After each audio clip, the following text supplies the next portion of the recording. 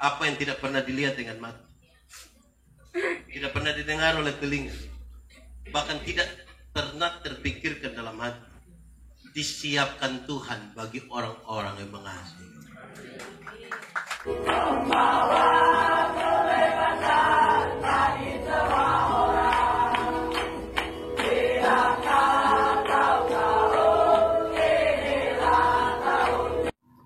Ya Tuhan Allah, kami mohon kepadamu, kuatkanlah dan teguhkanlah iman kami, supaya waktu di mana kami belajar firman Tuhan, biar itu menjadi waktu paling baik buat kami.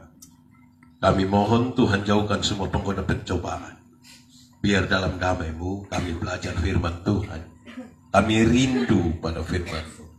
Berfirmanlah bagi kami Tuhan, di dalam nama Yesus, firman yang hidup itu kami berdoa. Amin. Bapak Ibu Saudara-saudara, shalom. Dalam sukacita kita hari ini, kepada saya diberikan tema ini. Menurut Pertama Tesalonika pasal 5 ayat 18. Tapi saya ingin membaca dengan 2 ayat sebelumnya menjadi satu paket. Itu menjadi bagian dalam nasihat-nasihat. Saya akan membaca untuk kita di dalam sukacita ulang tahun Adelposi yang keempat ini. Menurut surat pertama Tesalonika pasal 5 ayat 16 sampai ayat yang ke-18. Pertama Tesalonika pasal 5 ayat 16 sampai ayat yang ke-18. Yang sudah dapat katakan amin. Amin betul. Amin. Separuh dia tidak buka juga amin. Itu tipu itu namanya. Pertama Tesalonika pasal 5 ayat 16 sampai ayat yang ke-18. Bersukacitalah senantiasa, tetaplah berdoa, mengucap syukurlah dalam segala hal, sebab itulah yang dikehendaki Allah di dalam Kristus Yesus bagi kamu. Demikian firman Tuhan. Berbahagia setiap orang yang mendengar firman, memelihara dan melakukan dalam hidup setiap hari. Shalom. Sekali lagi shalom. Kita clear di awal bahwa hari ini kalau kita merayakan ulang tahun Persekutuan Doa Adelpos yang keempat, kita tidak usah bicara bahwa kalau keempat itu berarti sama kayak anak-anak belum sekolah. Tidak usah begitu. Kenapa? Karena kedewasaan itu ada 3. Kedewasaan itu ada 3. Satu, kedewasaan biologis. Kedewasaan biologis itu hari kita berat badan hanya 37, mas sekarang sudah 73. Itu dewasa biologis. Itu hari kita pakai celana nomor 27 tidak ada masalah karena perut rata saja. Sekarang ke perut ada 3, satu di bawah, satu lain, satu. Itu dewasa biologis. Makan tidur, cocok gemuk. Dan hari ini kita tidak merayakan itu. Bukan merayakan kedewasaan biologis. Kedua, kedewasaan psikologi. Dewasa psikologi tidak tergantung umur dan berat badan. Umur 40 tahun maupun tukang tersinggung. Sedikit-sedikit tersinggung, sedikit-sedikit tersinggung, sedikit-sedikit tersinggung. Tersinggung kok sedikit-sedikit. Orang baru lihat, lu lihat apa? Oh, itu badan saya yang besar. Sesungguhnya dia masih di sini juga ada. Itu yang dia busuan. Kita tidak merayakan itu. Ketiga, saudara, ini yang kita menjadi bagian penting buat kita semua. Kedewasaan iman. Kedewasaan iman tidak tergantung berapa lama kita jadi orang Kristen. Kedewasaan iman tidak tergantung berapa lama kita melayani Tuhan. Kedewasaan iman tidak berapa lama kita ada di dalam persekutuan doa, punya kekidian dan lain sebagainya. Kedewasaan iman itu kira-kira begitu. Ada anak umur 3 tahun, ada meja berat 10 kilo. Anak umur 3 tahun bisa pikul meja yang 10 kilo bisa? Tidak. 17 tahun kemudian, itu anak umur 20 tahun. Dia bisa pikul meja yang 10 kilo? Yang berubah anak atau meja? Itu dewasa iman. Tidak akan pernah meminta beban menjadi ringan, tidak akan. Dia akan meminta bahu yang semakin kuat. Orang dewasa iman tidak akan menangis, merengek-rengek supaya Tuhan tolong keseringan ini beban. Karena dia tahu kalau Tuhan izinkan ada persoalan. Tuhan tahu seberapa kuatnya iman dia. Jadi dia pun bahu kuat berapa. Nanti selebihnya Tuhan yang atur. Saya mau tanya, saudara punya masalah? Tidak usah omong. Saya lihat yang ini dong, ini bukan masalah semua. Masalah ialah kesenjangan antara harapan dan ternyata. Itu masalah.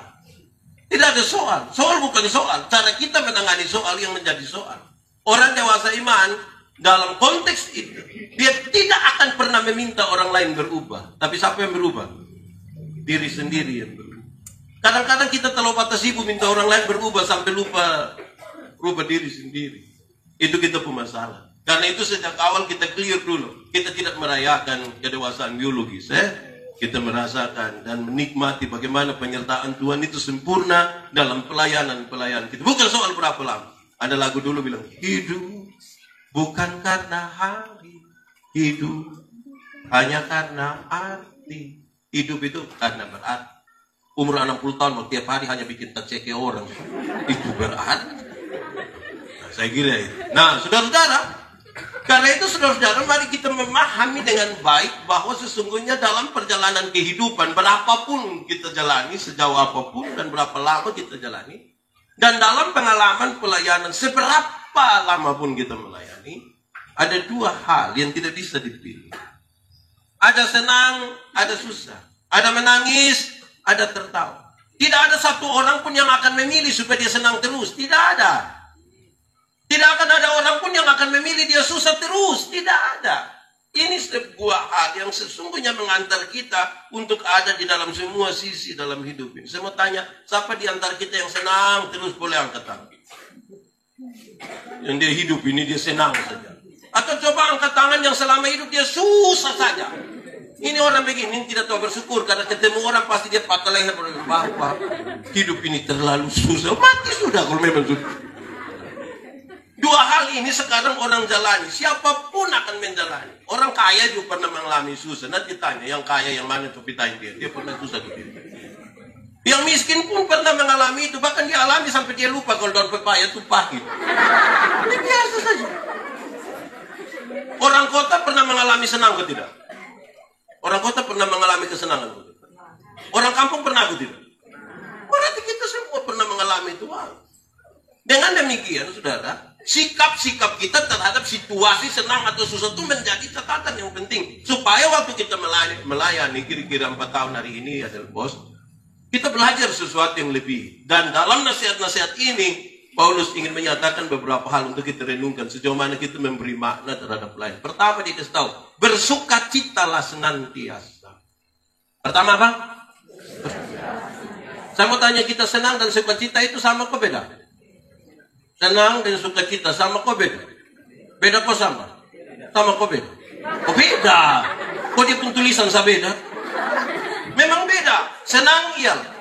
Kepuasan yang kita terima itu senang. Kita dapat sesuatu tuh yang pas yang kita pun mau tuh senang atau tidak? Nah, tapi sukacita itu berurusan dengan sikap kita terhadap keadaan. Baik itu baik keadaannya, baik tidak baik keadaannya. Baik waktu saudara dapat ataupun waktu saudara tidak dapat. Itu sukacita. Tapi mari kita jujur. Ada banyak orang cari Tuhan untuk dapat senang, bukan dapat sukacita. Ada banyak orang kepingin senang, dan karena dia kepingin senang, dia suka banding-banding dia hidup dengan orang lain. Ikut Tuhan, kok dia tidak pernah gereja, kok bisa dia hidup lebih baik.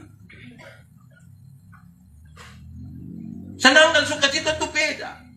Kalau senang yang kita cari itu, aduh, dunia bisa berikan buat kita. Tapi kalau sukacita yang kita cari, hanya bisa kita temukan di dalam siapa?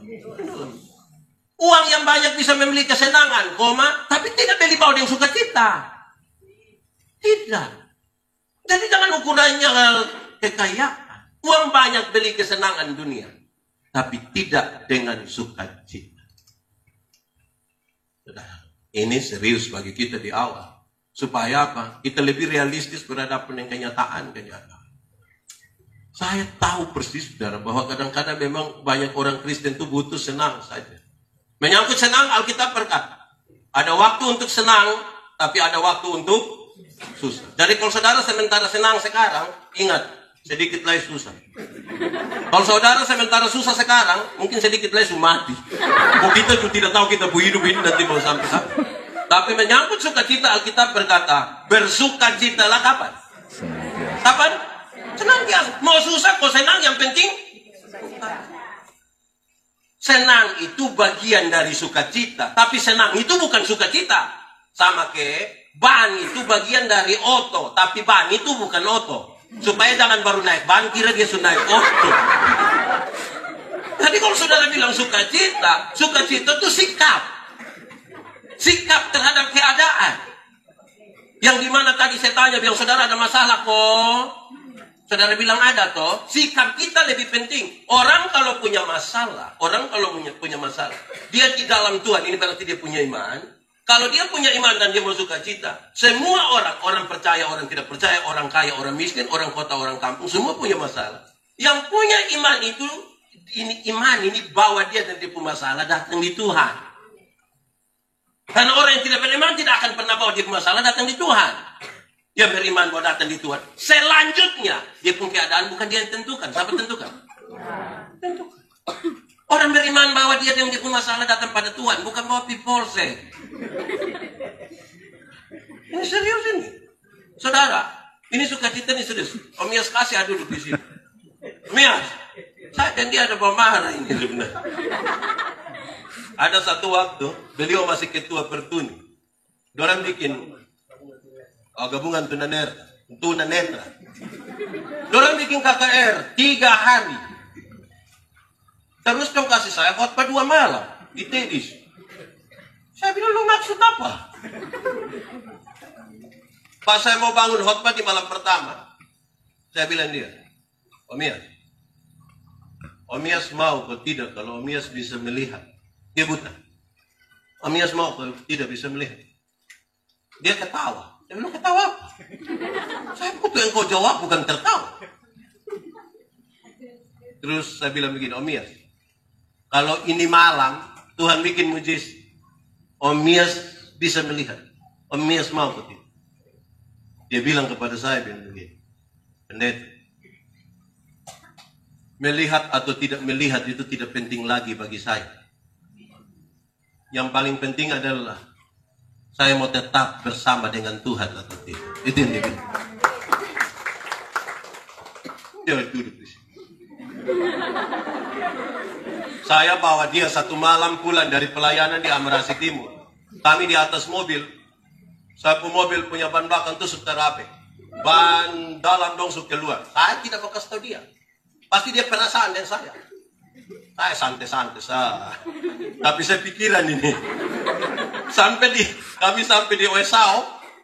Terus saya tanya, saya cuma ngantuk. Itu sekitar jam 1 pagi mungkin. Saya bilang, tidak, jam 12. Saya bilang, Om Yas, minum apa? Apa sebab apa? Oh, sudah. Tapi beli ke situ. Saya pikir dia duduk santai-santai di atas oto ini. Bayangkan. Saya diturun beli ini minuman. Saya berdoa, Tuhan tolong. Sebab ini tiba-tiba pecah ini. Bahan kita pusing. Datang kami 2 minum sama-sama. Saya antar dia sampai dia ke rumah di Mata. Saya pulang sampai rumah. Pas parkir oto begitu ban pecah. Memang biasa terlalu. Tapi saya mau kasih tahu saudara. Saudara jangan berpikir kalau melayani Tuhan itu pasti senang-senang saja. Jangan pikir begitu. Ada banyak masalah. Ada seorang pendeta di pelayanan. Bulan datang hujan besar. Tahu hujan? Hujan. Kilat guntur semua naik. Dia berdoa, Tuhan kalau bisa kasih berhenti ini hujan tambah.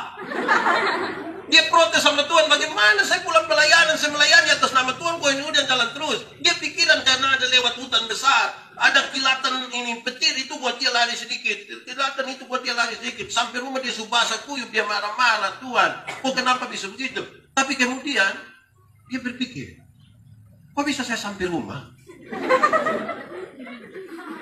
Apa yang buat dia bisa sampai rumah? Jawabannya ringan saja. Ternyata itu kilatan petir yang keplici itu. Itu yang buat dia bisa lari-lari kecil sampai rumah. Kenapa kita mau jalan dengan generator dari mana? Kalau buat dari sana. Jadi ini serius saudara, untuk orang memahami sukacita itu seperti apa. Karena masih banyak orang percaya cari Tuhan itu untuk kesenangan, bukan sukacita. Akhirnya kalau belum kaya itu belum beriman itu. Nah, kayak apa? Hati saudara. Tapi kita belajar di awal sukacita. Kalau saudara butuh sukacita, itu hanya bisa ditemukan di dalam Tuhan. Kalau senang yang saudara cari, dunia bisa berikan kepada saudara. Banyak orang yang ketika mau senang bilang, mari sudah kita pasir-pasir Filipo. Dibikin apa? Di tengah-tengah saja. Kita pergi senang-senang. Saya tanya, senang apa? Bayangkan kalau pergi sampai sana orang lain belanja, kita hanya lihat. Orang belanja kita hanya senang. Selama orang pulang bawa kantong, kita bilang, Kak, foto beta dong negatif. Orang pulang bawa kantong plastik, kita pulang bawa foto. Jadi pertama, bersukacitalah senantiasa. Kalau senang yang saudara cari, sekali lagi dunia bisa berikan bagi saudara. Tapi kalau saudara butuh sukacita, hanya di dalam Tuhan. Hanya di dalam. Saudara, melayanilah. Ada pos, melayanilah bukan untuk semua orang suka. Supaya saudara senang. Tidak usah. Yang paling penting kemuliaan Allah dinyatakan. Beberapa orang ketika saya pelayanan, saya keliling banyak tempat untuk pelayan. Pak Pendeta, yang kalau keras orang tidak suka, tidak apa-apa. Ya nanti bagaimana kalau nanti jemaat merah? Tidak apa-apa. Kok kenapa? Tuhan Yesus itu datang langsung. Tuhan Yesus datang langsung. Masih banyak orang yang tidak suka. Bahkan tolak, bahkan bunuh. Itu yang Tuhan Yesus. Apalagi dia tembak gaya. Kalau Tuhan Yesus seorang masih tolak model kebeta lain. Aduh. Tapi itu dengan maksud jalan di jalan yang benar. Jangan bukan asal-asal sejuga. Yang benar. Pasti banyak orang tidak suka. Tidak apa-apa. Saya bilang kepada jemaat, kamu tidak suka saya. Tidak apa-apa. Karena yang paling saya takut itu kalau saya punya istri yang tidak suka saya. Itu pulang saya tidur di mana? Jadi jangan melayani untuk dapat kesenangan. Lama-lama bukan Tuhan pakai kita. Kita yang pakai kembali Tuhan. Dan ini dunia ini susah sampai di titik itu. Bukan lagi Tuhan pakai manusia. Ada juga yang masih Tuhan pakai. Tapi ada yang suka pakai kembali Tuhan. Jadi hati-hati supaya kita tidak jatuh di sini. Bersukacita. Senang dia. Kedua, tetaplah berdoa. Saudara tiap hari berdoa kok? Doa apa? Doa makan tidak apa-apa. Yang penting berdoa. Dia pun soal bukan sikap saudara berdoa. Apa yang saudara paham tentang doa itu lebih penting. Saya mau kasih tahu saudara, doa bukan kata-kata. Saya mau kasih tahu saudara, doa bukan kata-kata. Doa relasi. Doa itu hubungan, bukan kata-kata. Masih banyak orang berkata-kata bukan berhubungan. Banyak orang sibuk dengan mengumpulkan kata-kata, bukan membangun relasi. Kalau saya dan Pak Adi, kami dua punya relasi, kami dua saling kenal, kami punya hubungan. Saya jalan kaki, Pak Adi naik motor, ketemu saya di jalan, tanpa saya minta dia berhenti, tanpa saya minta. Tapi kalau kami dua tidak saling kenal, kami dua tidak ada relasi apa-apa, saya jalan kaki, Bapak naik motor, ketemu saya di jalan, Bapak berhenti juga, dia lihat saya, baru dia bilang, ojek om.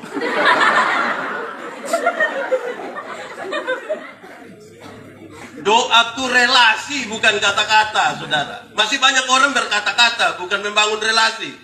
Saudara bisa berkata-kata dengan orang lain, tapi belum tentu berrelasi. Saya tanya, di sekitar sini ada kios? Ada kios orang Bugis punya? Ada? Oh, pernah belanja juga? Bisa sampai sana ada ngomong dengan tuang kios? Ada atau tidak?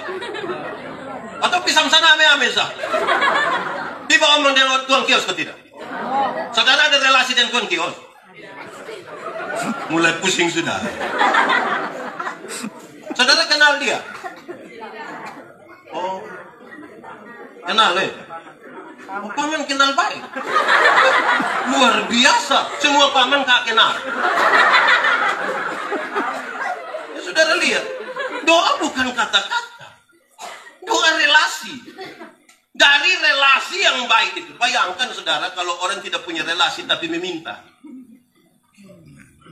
Banyak orang rindu meminta kepada Tuhan tapi tidak punya relasi dengan Tuhan.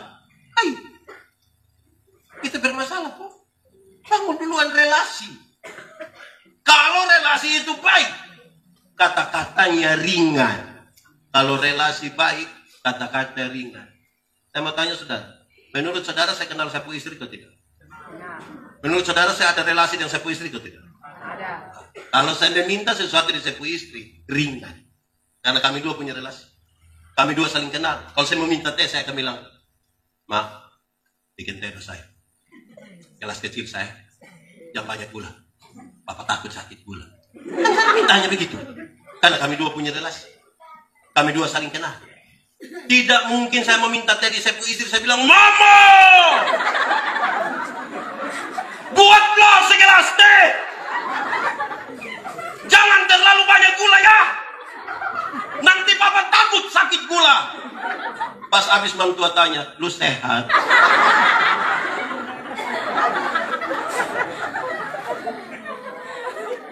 Kekuatan doa. Kekuatan doa. Bukan pada waktu kita menangis. Bukan pada waktu kita berteriak. Tapi pada waktu kita menyerahkan beban kepada Tuhan. Itu kekuatannya di sini. Saudara bawa pisang satu karung. Saudara berdoa, Tuhan kirim autotrek satu dulu. Tuhan kirim autotrek. Terus saudara bilang, puji Tuhan, amin, haleluya. Senaik di atas itu autotrek. Kas turun itu karung ke oto yang bawa. Jangan sudi auto trek masih pikul karung begini lagi. Amin kok. Saudara tidak amin tuh, ini amin. Karena mau kasih Tuhan yang atur. Adakah di antara kita bisa atur dirinya sendiri? Ada seorang penjual es dan seorang penjual payung. Dua-dua berdoa sungguh-sungguh. Yang penjual payung berdoa sungguh-sungguh supaya hujan terus. Bahwa payung laku. Yang penjual es doa sungguh-sungguh supaya panas terus. Supaya, menurut saudara mana menang? Menurut saudara mana menang? Es kok payung? Es kok payung? Beta yakin saudara penjual es.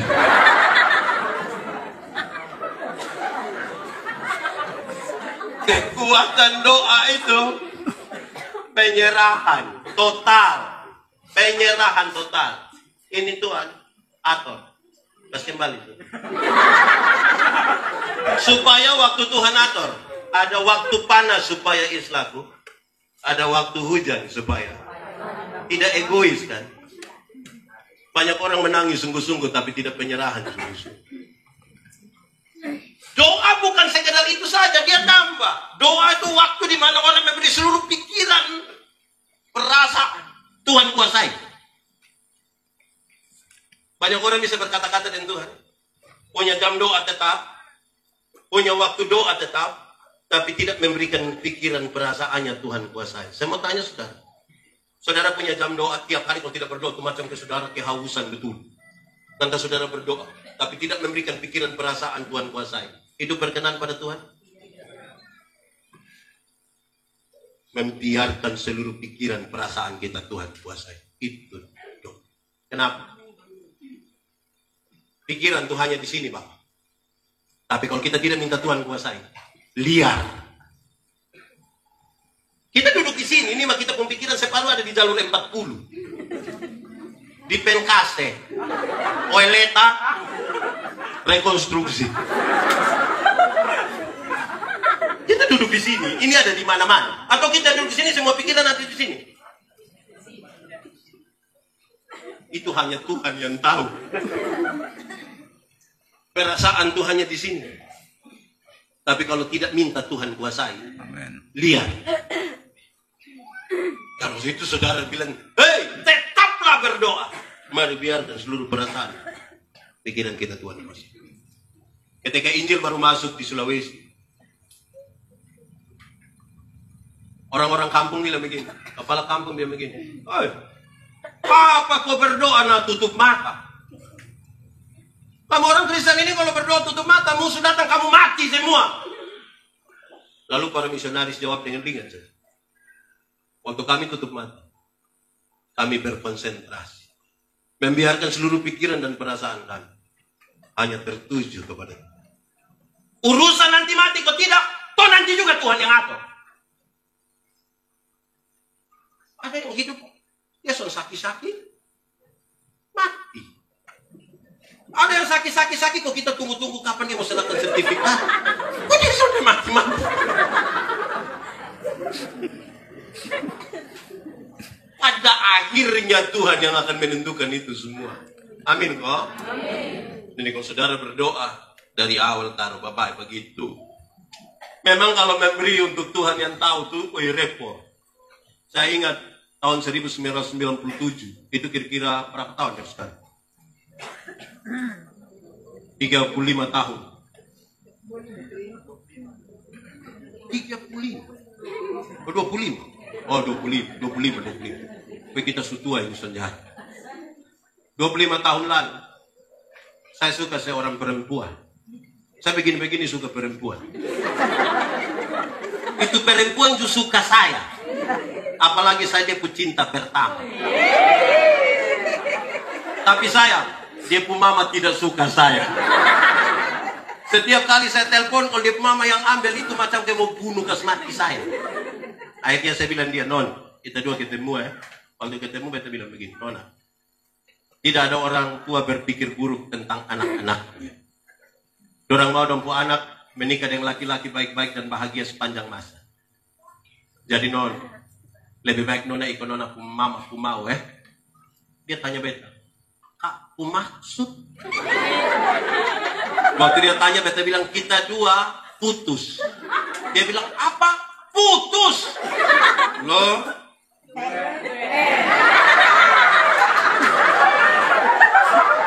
Waktu omong putus tuh pendada begini.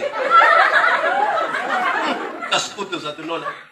Malam pulang, ini dada mulai jatuh perlahan-lahan. Malam itu beta sana bisa tidur. Malam itu beta sana bisa makan. Beta galau. Dari 25 tahun lalu beta galau.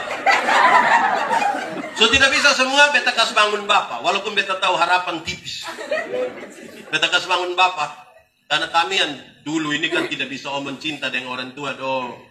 Barang kita pikir omong cinta pasti waktu anak kecil, anak sekolah mah cinta-cinta apa. Tapi malam itu memang saya tidak bisa. Saya pikir bangun bapak. Bapak, yo, bapak doa ke saya dulu. Kenapa? Itu perempuan bikin beta kacau, Pak. Terus bapak bilang, oke anak, kita berdoa. Kita doa. Beta tidak akan lupa bapak pun doa sampai hari ini. Saya potong saja, saya potong. Bapak bilang begini, Tuhan, jauhkan itu perempuan dari saya puan. Harusnya kan Tuhan berdoa, Tuhan tolong lembutkan dia mama hati. Harusnya kan doa begitu kan? Betul ke tidak? Ini bilang jauhkan itu perempuan. Bisa mau marah, masa pun bapak pada bisa. Saya stres betul itu.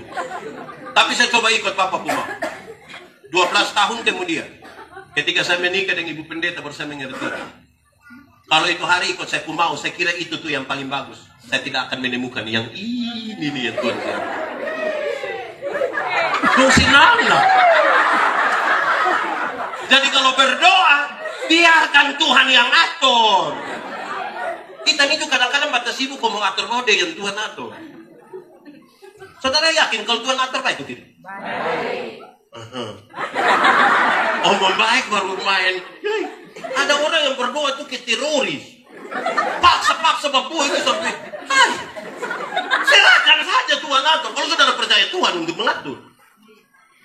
Saya lahir besar di Soe. Di sini ada orang Soe. Tidak usah angkat tangan. Karena kita pemuka sama semua. Mias kawan lah. Saudara, saya lahir besar di Soe. Ada satu waktu ketika kelas 6 atau kelas 1 SMP lah saya kira. Ada pesawat lewat Soe.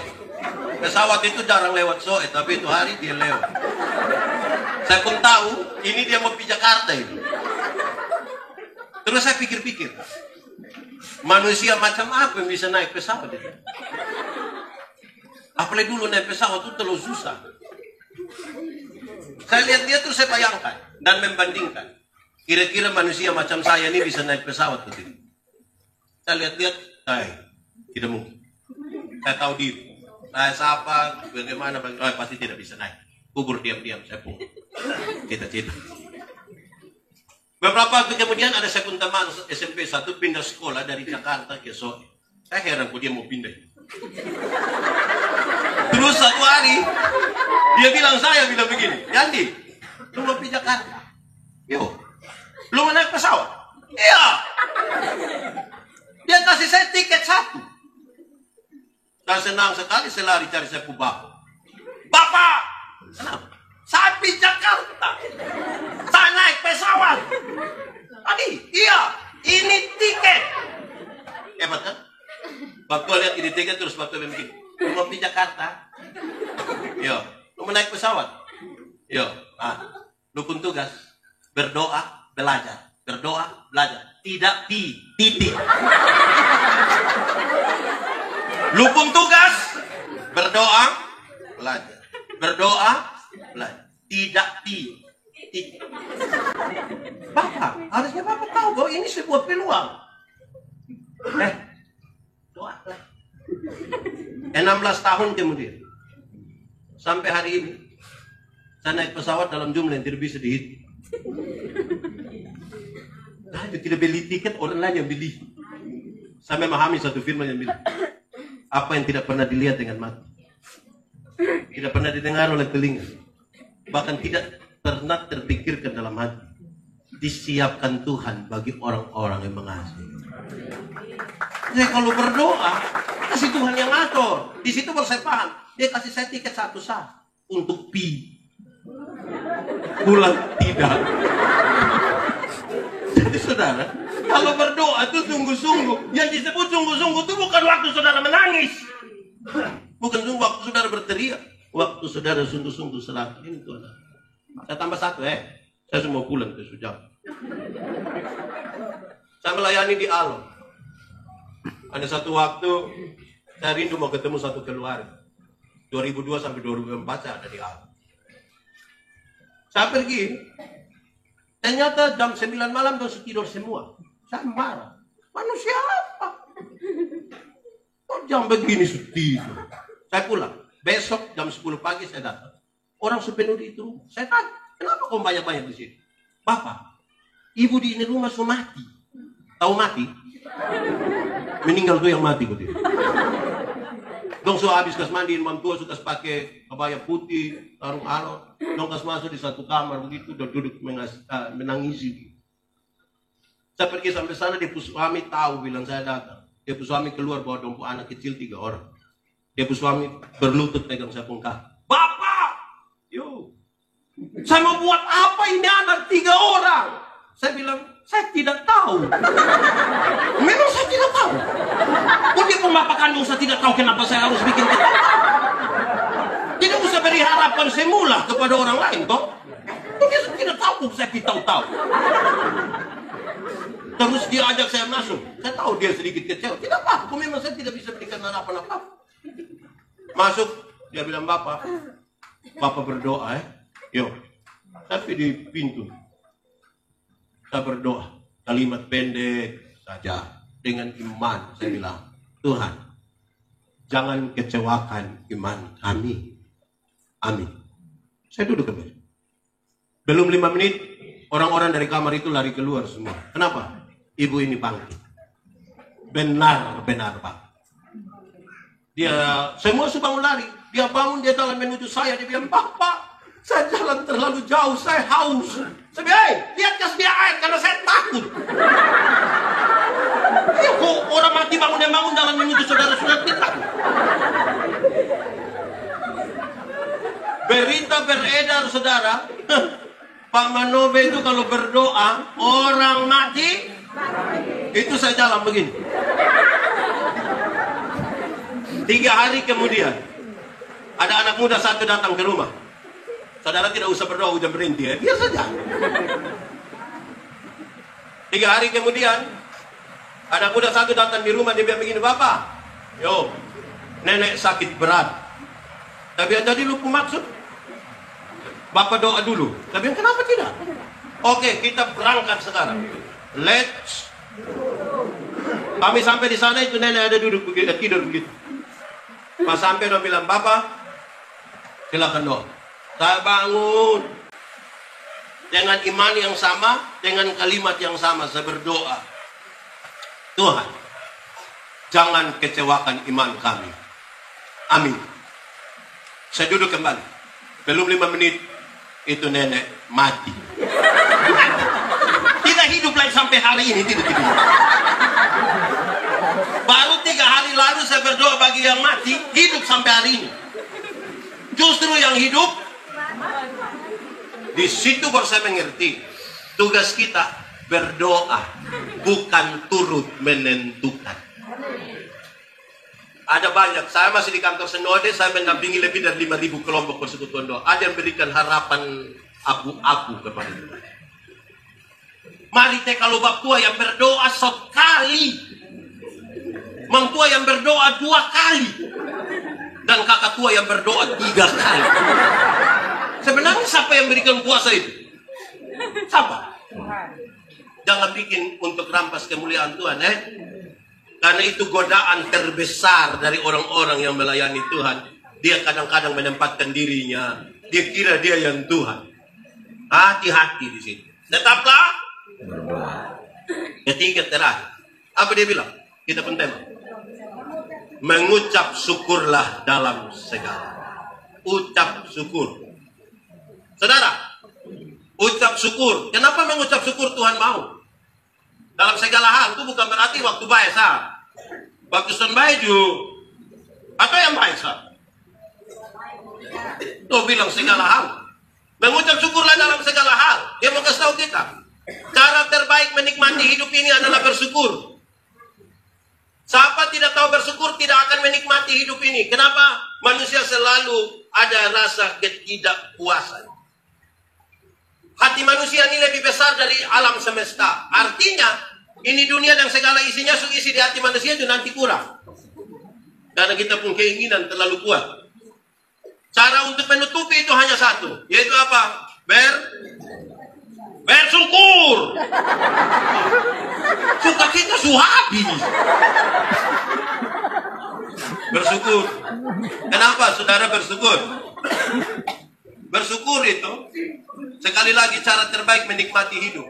Kenapa? Ada banyak orang tidak tahu bersyukur. Akhirnya dia hanya membandingkan hidup dan pengalamannya dengan orang lain. Contoh, itu hari jalan kaki dia berdoa, Tuhan, kalau bisa kasih sepeda 1 kok. Tuhan kasih sepeda 1, dia senang sekali. Dia naikin sepeda 2-3 bulan dia berdoa lagi, Tuhan, naik sepeda memang enak, tanjakan di situ di atas itu Tuhan, itu kita kaki dong. Jadi aku mau. Kalau bisa kasih motor 1 kok Tuhan. Tuhan kasih motor 1. Naik 5-6 bulan dia berdoa ulang. Tuhan, naik motor memang enak, tapi saya punya istri berat 80 tuh. Anak dong 3 orang baru montok-montok semua. Setiap kali motor bunyi dong 4 mau naik motor. Motor bawa masalah baru dalam kami rumah tangga. Jadi yang kau mau? Kalau bisa oto 1, pick up juga baik. Tuhan kasih oto 1. Naik 1 tahun dia berdoa ulang. Tuhan, naik oto memang enak. Mam Tojo naik, dia duduk di muka. Tapi anak nona yang pertama suka kawin orang rote, gurung tinggal di rote tuh. Masa mau pirote pakai pick up Tuhan? Jadi yang kau mau? Kapal feri 1 kok Tuhan. Tuhan kasih kapal feri 1, pirote. Lihat anak mantu, lihat cucu, lihat anak kandung. Pulang dia berdoa ulang lagi. Tuhan, naik feri memang sampai rote. Tapi dipuku apu. Jadi yang kau mau? Kalau bisa kasih helikopter 1 kok Tuhan. Tidak ada yang salah. Kau memintanya juga kepada Tuhan. Tapi sikap kita terhadap berkat lebih penting dari berkat-berkat yang kita. Banyak orang pemata tertuju kepada berkat sampai lupa melihat sumber berkat. Kadang-kadang kita ini terlalu kepo dan tetangga dong punya kekayaan sampai lupa bahwa kita juga Tuhan ada kasih berkat yang kita. Ada orang dapat berkat, tapi dia juga punya masalah. Amin kok. Jangan hanya lihat dia punya berkat, masalah juga bodoh. Sama kayak kita juga. Ada berkat atau tidak kita? Lalu tidak ada masalah. Oh ada. Lalu kenapa kepo dan itu orang punya?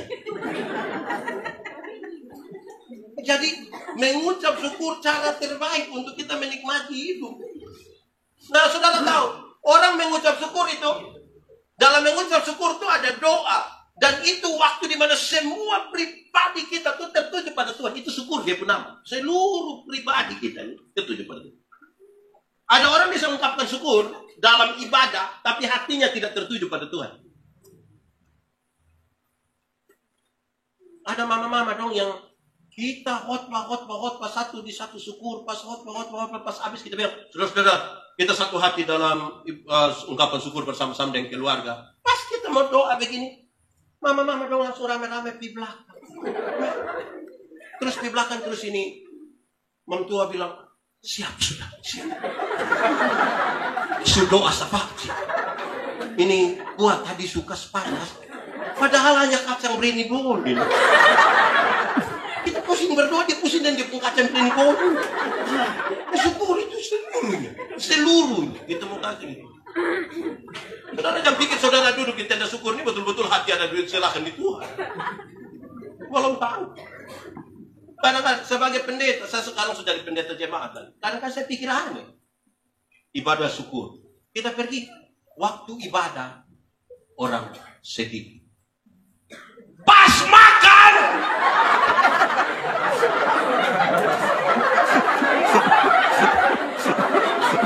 Itu orang tambah kau kurang. Kamu tahu? Saudara hati-hati supaya kita memahami syukur itu ada tempat. Saya pun teman satu, teman majelis di agama. Dia tas kaget saya dengan satu kalimat kecil. Dia bilang dia seorang kasih saya ini gula-gula satu, kok kami dua makan ini. Dia makan dia punya, saya makan dia saya punya, bukan kami dua makan yang dia saya. Dia sorong pas saya makan, terus dia bilang begini, Pak Pendeta, yo, kenapa kalau kita nih di meja makan kok ada pilihan nasi itu kok doa makan, Pak? Maka kalau gula-gula kita doa makan. Kita lihat dia jangan sampai 2 menit.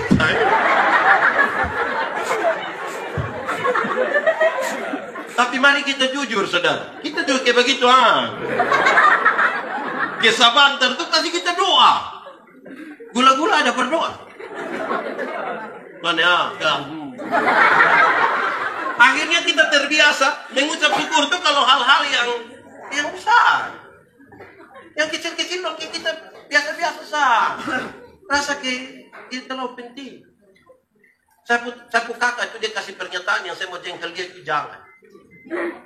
Kalau kita HP hilang atau HP rusak, stres atau tidak? Dia bilang, tidak boleh stres. Kok kenapa tidak boleh stres? Karena dengan rusak atau hilangnya HP ini, engkau lagi berpikir untuk ada yang baru toh. Kalau dia tidak hilang kan engkau tidak pikir barang yang baru. Iya Bapak, tapi uang dari ya saudara-saudara, mengucap syukurlah dalam segala hal. Segala hal, bukan hal yang besar atau yang kecil. Segala hal. Karena itu belajar untuk itu. Supaya dari sehari ke sehari, kalau kita makin bertumbuh, memang betul-betul kita bertumbuh. Kalau tidak kita biasa-biasa saja. Kita hanya habis pada perayaan liturgis. Ibadah itu 2. Ibadah liturgis itu macam begini. Yang kedua, ibadah raya kehidupan. Apa yang kita timba di ibadah liturgis, itu yang kita pakai dalam ibadah raya kehidupan. Di sini ini kan kayak pompa bensin, toh kita nanti isi bensin.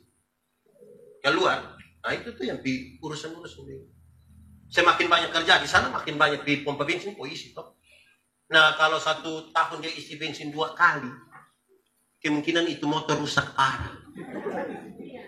Jadi butuh untuk digerakkan di sini. Supaya waktu dia jadi, ini semua nanti pulang jadi pegawai kembali toh. Lalu yang membedakan kita dengan orang yang bukan Kristen apa? Semua akan kembali ke rumah tangga atau nanti semua tidur sini tidak pulang lagi. Lalu yang membedakan kita dengan orang yang tidak melayani Tuhan itu apa? Semua akan kembali berurusan dengan petugas-petugas koperasi. Ya kan? Baik yang ada ikut atau tidak ikut, semua akan berurusan dengan selamat pagi. Sikap kita yang membedakan apa? Jangan habis di sini. Saya ketika ada di perbatasan antara Alor Selatan dan Alor Tengah Utara, saya marah satu WL. Kebetulan dia calon pendeta. Kami dua malam acara di sana. Habis ibadah saya bilang dia, lu berhenti yang lu omong tuh lu berhenti lu omong. Omong apa Bapak yang tadi malam lu mulai lu berhenti. Dia bilang apa? Dia bilang begini, waktu kami mau mulai ibadah pertama. Baik saudara-saudara, kita akan menyembah Tuhan dalam roh dan kebenaran. Mari kita bebaskan hidup kita. Mari kita bebaskan. Kasih tinggal seluruh persoalan. Kita mau menyembah Tuhan. Kasih tinggal semua. Saya bilang, orang mau datang berhadap Tuhan, lu suruh kok kasih tinggal masalah semua di luar. Supaya dia habis ibadah di sini, dia keluar, dia ambil kembali masalah, bawa pulang. Itu yang gimana? Mau datang kepada Tuhan, bawa itu masalah. Kalau tidak bawa kepada Tuhan, mau bawa Bagaimana kamu tahu? Akhirnya dalam ibadah liturgis kita bisa mati-matian, berair-air, berapi-api. Waktu keluar di dalam ibadah raya kehidupan, kita kalah.